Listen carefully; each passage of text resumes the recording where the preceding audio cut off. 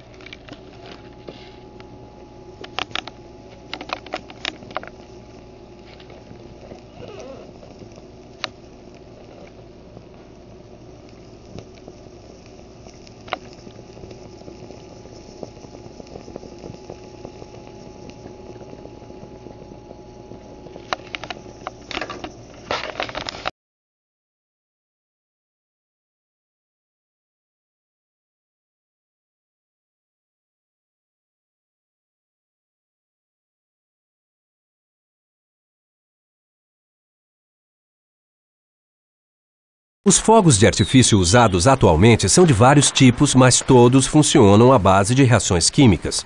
A maioria é produzida pela mistura de pólvora, uma substância explosiva que entra em rápida combustão, com compostos que determinam as cores das chamas e os ruídos.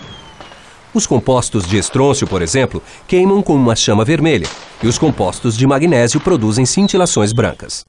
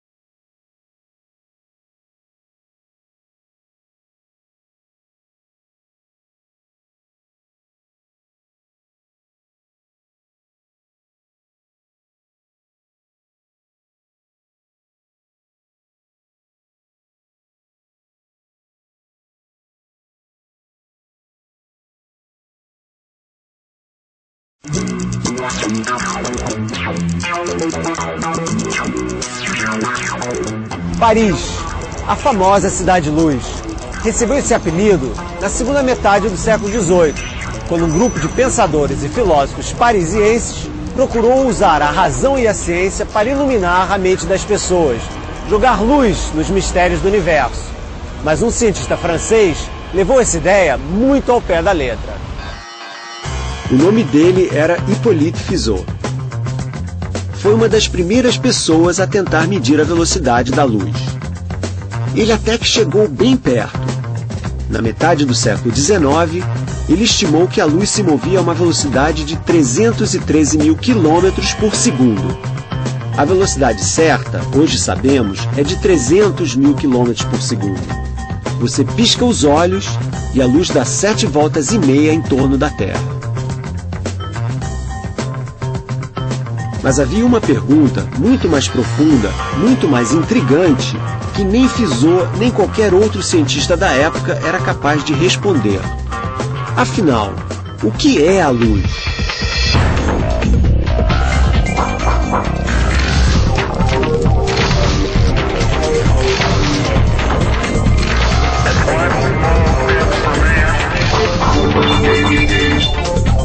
Na série Mundos Invisíveis, já dissemos que tudo que existe é feito de pequenas partículas, os átomos. Tudo, absolutamente tudo, desde os nossos corpos até os metais, as rochas e as plantas. Mas e a luz? Do que é feita a luz? Também seria feita de partículas? No comecinho do século XX, surgiu o homem que encontrou essa e muitas outras respostas para os mistérios da física e do universo. Ele se chamava Albert Einstein.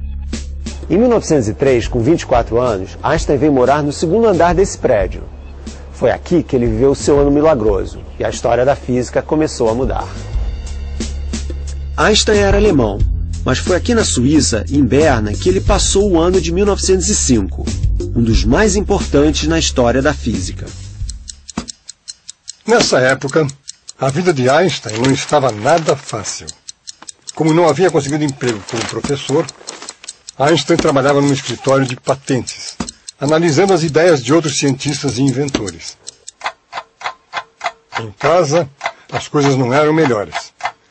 Sem dinheiro no bolso, com um filho pequeno e uma esposa com tendências para a depressão. Mas se a vida pessoal de Einstein era complicada, sua mente funcionava a 1000 por hora. A cabeça borbulhava com ideias que iriam revolucionar a física. Neste pequeno apartamento, Einstein escreveu o trabalho que anos mais tarde lhe daria o Prêmio Nobel de Física.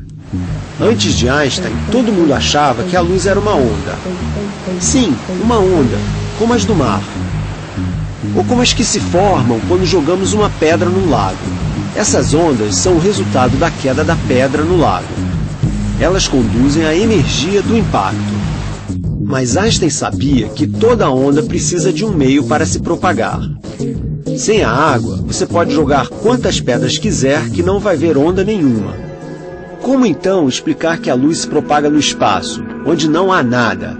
Foi aí que Einstein disse: a luz é uma onda sim, mas é também uma partícula. Anos mais tarde, essa partícula recebeu o nome de fóton.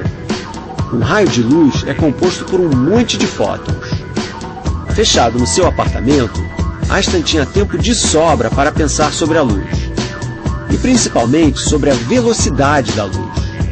Foi então que ele escreveu mais um trabalho que revolucionou a física, a teoria especial da relatividade. As consequências da relatividade, quando levadas ao extremo, são incríveis. Segundo Einstein, espaço e tempo são totalmente relativos. Se fosse possível viajar a velocidades próximas à da luz, coisas estranhíssimas aconteceriam. Imagine dois gêmeos idênticos. Um permanece na Terra. O outro embarca numa espaçonave muito rápida, capaz de viajar a 80% da velocidade da luz. Segundo o relógio de bordo, a espaçonave viaja durante 6 anos. Quando retorna à Terra, o gêmeo astronauta descobre que o tempo passou mais rápido para o irmão, que está 10 anos mais velho que ele.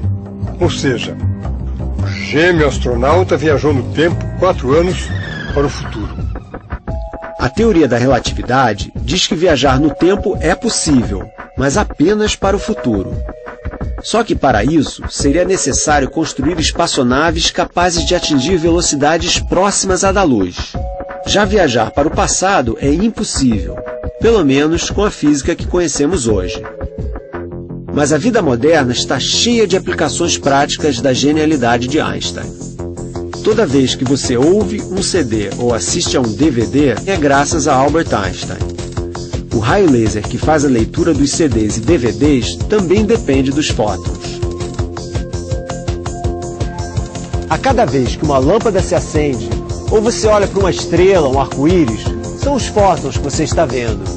E por trás da dança dos fótons se esconde o mistério da luz, que tanto é onda quanto partícula.